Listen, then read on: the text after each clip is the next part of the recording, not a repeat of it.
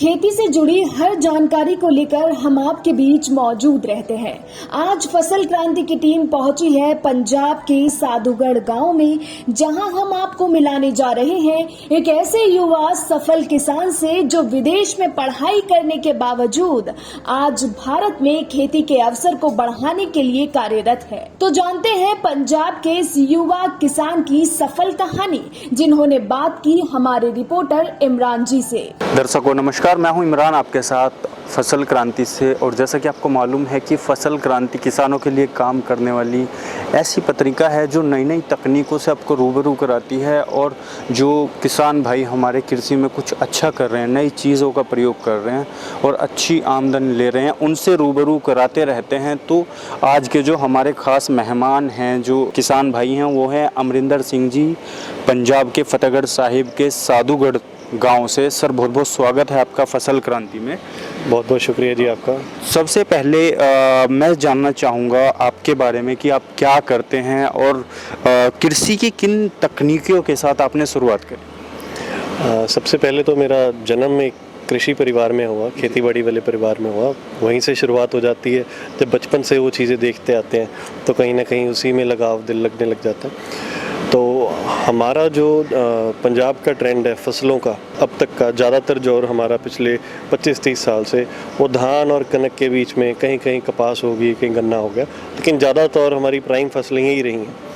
Sir चूँकि एक सबसे पहला सवाल यही आता है कि एक किसान होते हुए कितनी आपके पास खेती की जो भूमि है वो कितने एकड़ या हेक्टेयर में है, और क्या कौन कौन सी मुख्य फसलें आप उगाते हैं। हमारे जो ज़मीन है गांव में, हमारे पास लगभग 42 एकड़ ज़मीन है। कुछ 3-4 एकड़ ठेके पे ले ली जाती हैं, तो 45 से 46 एकड़ की हम खेती करते हैं। उसमें हमारी जो प्राइम फसल है, जो मुख्य फसल है हमारी, वो धान रहती है, जिसको हम अपनी नई विधि से लगाते हैं। जिस प्रकार से उसी विधि की वजह से हमारा नाम हुआ। पानी की सबसे ज़्यादा बचत उसमें होती है। हम वातावरण को बचाने में, पानी को बचाने में ज़्यादा ध्यान है हमारा, खेती से भी ज़्यादा। और दूसरी फसल हमारी कुछ हिस्से में ज़मीन के कनक होती है, और ज़्यादातर हम सरों लगाते हैं, जिसका हम तेल निकालते हैं। सर जब आपने पानी का जिक्र ही किया है तो कहीं ना कहीं सवाल एक ये उठता है कि जब हम पंजाब की खेती की बात करते हैं, खासकर पैडी कह लीजिए या धान कह लीजिए, तो कहीं ना कहीं जो वाटर, जो पानी का कंजप्शन है इसकी खेती में बहुत ज़्यादा होता है, जिससे लगातार पंजाब की जो वाटर लेवल है वो कम होता जा रहा है। इस पर क्या कहेंगे आप। पहली बात तो सर, धान हमारी फसल ही नहीं है। किसी भी विज्ञानी ने या किसी भी, मैं कहूँगा सरकारों ने इस चीज़ पे गौर ही नहीं की। एक समय था, एक ज़रूरत थी जब किसानों को कोई बम्पर क्रॉप चाहिए थी, एक पैसे वाली कोई क्रॉप चाहिए थी, तो धान आया। धान की कमी थी उस टाइम पे, लेकिन उसके बाद कोई ऐसा मेजर शिफ्ट नहीं ला पाए कि किसान धान को छोड़ के कुछ और बीजे। वो धान पर ही टिक के रह गया। हमारी फसल नहीं है तो उसके लिए पानी ज़्यादा चाहिए। नहरी पानी पहले मिलता था, वो नहीं मिलता, तो सबमर्सिबल पंप आ गए, कनेक्शंस लगवा दिए। कोई मंत्री के चाचे को जानता है, कोई उसके भतीजे को जानता है, कोई कैसे कैसे करके, वोट बैंक पॉलिटिक्स है। कनेक्शन मिलते गए, सबमर्सिबल से ग्राउंड वाटर को एक्सट्रैक्ट करते रहे। अब आप ये देखिए कि पंजाब में तकरीबन 65 लाख एकड़, मतलब 65 लाख एकड़ में धान बोया जाता है। तो 65 लाख एकड़ में मच्छी की तरह तालाब, मच्छी का तालाब होता है ना, जो वैसे तालाब बना दिया जाता है जून जुलाई में, सारा ग्राउंड वाटर एक्सट्रैक्ट करके। और उस समय में जो गर्मी है, उस गर्मी की वजह से वो एवेपोरेट भी होता है। फिर वो पानी का लेवल जब वो पौंड में से कम होता है, कद्दू वाले खेत से, अब कद्दू कर दिया तो नीचे क्लेंटर की तय लग गई, पानी जो नेचुरल वे था रीफिल होने का वो बंद हो गया। तो धरती पानी को सोख नहीं पा रही, ऊपर वाला पानी लेकिन एवेपोरेट होके जा रहा है।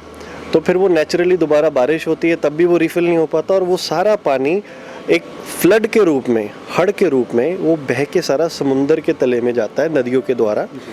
तो ग्राउंड वाटर बेसिकली एक्सट्रैक्ट हो के वहाँ जाता है। और नंबर 2, जो धान की फसल है, 1 किलो चावल के लिए कम से कम 3800 लीटर पानी लगता है नॉर्मल तरीके से।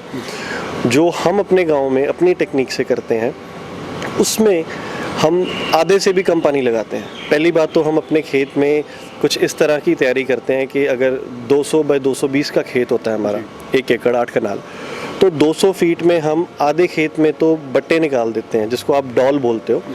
तो 2-2 फीट की दूरी पे वो डॉल निकाल दी, आधा खेत तो मिट्टी के नीचे ही आ गया।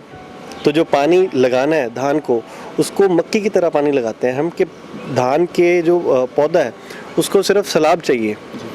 एक चावल की, धान की एक खूबी है कि वो पानी में भी हो सकता है। इसका मतलब ये नहीं है कि उसको पानी में भर के रखना है। ज़्यादा पानी आ गया वो सह सकता है, लेकिन हम पानी को एज ए वीडीसाइड यूज़ करते रहे और पानी का लेवल दिन बर दिन कम होता रहा। प्रोडक्शन पे जो आप तकनीक बता रहे हैं, इससे कहीं ना कहीं पानी का भी जो एक हम बचाव की बात करते हैं, जल पानी की शेविंग होती है, तो प्रोडक्शन पे कितना फ़र्क पड़ता है, कितना? एक बात मैं बोलनी भूल गया, जो हमारा ये डॉलों पे लगाने वाला सिस्टम है, हम पडलिंग नहीं करते, कद्दू नहीं करते। तो इसमें क्या है, जो पानी लगाते भी हैं खेत को, वो ज़रूरतमंद जो पानी है पौधे के लिए, वो उतना उसको सैलाब के रूप में लगता है, बाकी रिफिल होकर धरती के नीचे जाता है। और जो प्रोडक्शन की बात है, जब वो ओलियों पे होती है, बट्टों पे होती है, तो उसकी प्रोडक्शन नेचुरली बढ़ जाती है, क्योंकि उसके बीच में से हवा भी क्रॉस होती है, उसकी ऑक्सीडेशन होती रहती है, उसको बीमारी नहीं लगती, खाद नहीं डालनी पड़ती। हमारी प्रोडक्शन लगभग 38 क्विंटल से लेके 42-43 क्विंटल तक हर साल, कभी 2 क्विंटल कम हो गई, कभी 2 क्विंटल बढ़ गई, डिपेंडिंग अपॉन द वेदर, मतलब वेदर के हिसाब से, लेकिन average on an average 40 quintal के आसपास रहती है। इसके अलावा धान की फसल तो एक हो ही जाती है, उसके अलावा और कौन कौन सी फसल की पैदावार आप लेते हैं? देखिए, हमारी जो मिट्टी है वो बहुत ज़्यादा डाकर है, बहुत ज़्यादा हार्ड सॉइल है, साधुगढ़ क्ले लोम। तो हम जो हमारी धान की फसल है, धान की फसल की जैसी हार्वेस्टिंग होती है, उसके बाद में वो जो जब धान की कटाई हो रही है, अगर आप उसकी सही टाइम पे कटाई कर दो तो ज़मीन में थोड़ी थोड़ी अभी नमी होती है, मतलब थोड़ी गिलापन होता है। तो उसी गिलेपन में हम हार्वेस्ट करते ही हैप्पी सीडर नाम की मशीन से कनक बो देते हैं। उसी सिल में उसको बो दिया गया तो कनक बहुत अच्छी होती है हमारी। और जहाँ जहाँ पे हमने वो कनक नहीं करनी, वहाँ पे फिर हम उसको कल्टीवेट करके अच्छे से सरों बीज देते हैं। सर, जैसा आपने बताया कि कनक जो एक वैरायटी है, तो उसमें पानी का जो इस्तेमाल करने की तकनीक है, किस तरीके से आप उसको में पानी इस्तेमाल करते हैं? हम तकरीबन सन 2000 से जो हमारा धान का रहंद होती है, पराली होती है, उसको हम खेत में मिलाते हैं। और इसी वजह से हमें कृषि कर्मण अवार्ड भी मिला प्राइम मिनिस्टर साहब से, स्टेट अवार्ड मिला। और 2006 से हम हैप्पी सीडर नाम की मशीन यूज़ करते हैं इसको बोने के लिए, और 2006 से ही हम रेन गन इरिगेशन करते हैं, जिससे बहुत ही ज़्यादा मात्रा में पानी की बचत होती है। पानी को एक आर्टिफिशियल रेन के तौर पे, बरसात के तौर पे खेत में लगाया जाता है एक रेन गन के द्वारा।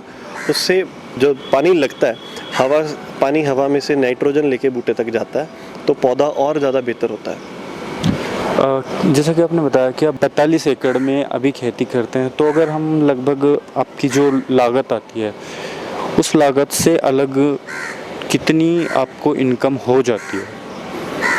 अभी तक जो ये कनक और धान का चलता हुआ चक्कर है, हाँ मैं ये कह सकता हूँ कि आम किसान के मुताबिक थोड़ी सी आमदन ज़्यादा आती है, लेकिन इतने लैंड होल्डिंग होने के बावजूद कोई ऐसे मतलब बहुत चौंका देने वाली कमाई नहीं है, क्योंकि खेती में हर काम मशीनीकरण हो चुका है। ट्रैक्टर महंगा है, इम्प्लीमेंट्स महंगे हैं, डीजल 100 रुपये लीटर हुआ है, बीज, सब कुछ, हर चीज़ का रेट बढ़ रहा है। DAP है, खाद है, दवाइयाँ हैं। तो आपकी खेती की लागत इतनी ज़्यादा बढ़ गई है कि उसका आप 200 रुपया 300 रुपया प्रति क्विंटल भी रेट बढ़ाएंगे ना, तब भी वो बराबर नहीं आ पाएगा। ये तो सिर्फ देखना ये पड़ेगा कि जो MSP तय कर रहे हो वो किस मॉडल से कर रहे हो, किसान की उसमें लगा रहे हो, ज़मीन का मूल्य लगा रहे हो, कोई उसका रेंट लगा रहे हो। तो ये तो जब तक वो मॉडल नहीं बनता तो नहीं हो सकता। लेकिन हाँ, अब जैसे ICR में गए, एक डॉक्टर साहब ने बताया, कहते कि अगर आपके पास इतनी लैंड है, अगर आप 1 करोड़ 2 करोड़ रुपए नहीं कमा रहे तो मतलब आपकी खेती फेल है। तो मेरे को बड़ी चौंका देने वाली बात लगी कि यार 2 करोड़ रुपया कमाया जा सकता है। तो फिर उन्होंने तरीके बताए। तो बस यही है कि नई नई चीज़ें जब पता लगती हैं, अब जब तक वो चीज़ करके नहीं देखता तब तक किसी को ऐसे बोल नहीं सकते कि ये कर लो वो कर लो। लेकिन हाँ, इंटर क्रॉपिंग नाम की जो इनकी स्कीम है कि मल्टी क्रॉपिंग करो, इंटर क्रॉपिंग करो, तकरीबन 6-7 लाख रुपया प्रति एकड़ उससे मुनाफा होता है। क्वालिटी भी बढ़ जाती है, फसल भी अच्छी होती है। बस यही है कि उसमें मेहनत ज़्यादा करनी पड़ती है। तो चूँकि आप डिजिटल माध्यम से भी किसानों को जागरूक कर रहे हैं, वो चाहे खेती, जब आप खेती करते हैं उसकी वीडियोस के ज़रिए हो या दूसरी तकनीकें हों जो आप इस्तेमाल कर रहे हैं अपनी खेती में, तो उसके बारे में थोड़ा सा बताना चाहेंगे हमारे? हाँ जी, मैं सभी दर्शकों से विनती करना चाहूँगा कि हमारे फार्म पे, जिसका नाम साधुगढ़ फार्म है, इसका यूट्यूब चैनल है, सोशल मीडिया हैंडल्स हैं, इंस्टाग्राम है, फेसबुक है। आप किसान कभी भी इसको सर्च करके यूट्यूब चैनल को या इंस्टाग्राम को देख सकते हैं। समय समय पे जो भी नई तकनीक वहाँ पे हम करते हैं, कैसे अपना प्रोड्यूस निकालते हैं, क्या डालते हैं, क्या तकलीफ़ें आती हैं, वो सारा कुछ वहाँ पे आपको लाइव दिखता है।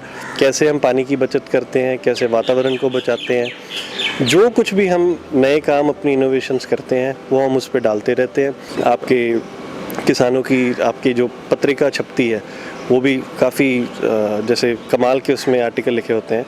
तो वैसे ही हमारी भी कोशिश होती है कि ज़्यादा से ज़्यादा किसानों को जो आने वाली खेत में आने वाली समस्याएं हैं, क्योंकि हमारा तजर्बा, मैं ये कहूँगा कि तजर्बा, जब हम तजर्बे करते रहते हैं आपका तजर्बा उतना बढ़ता रहता है।